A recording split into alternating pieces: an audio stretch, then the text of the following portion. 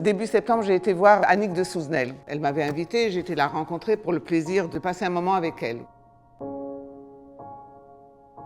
Le temps, malheureusement, n'est pas éternel et personne n'est immortel. Donc j'ai décidé de sortir de ma bulle et je suis allée la voir.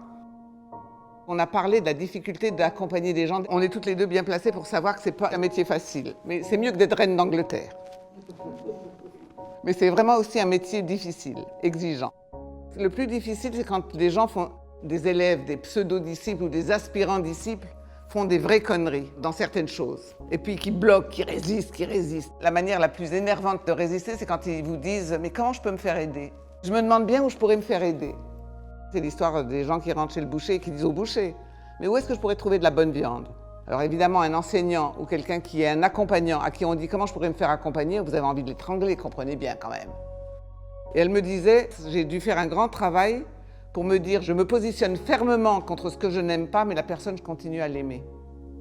Pouvoir continuer à aimer la personne, avoir de la bienveillance, de l'indulgence, de l'amour, mais de ne pas aimer du tout ce qu'elle fait. Et là, d'être très ferme. Quand Annick de Souzenel m'a dit ça, ça m'a rappelé à mon propre devoir.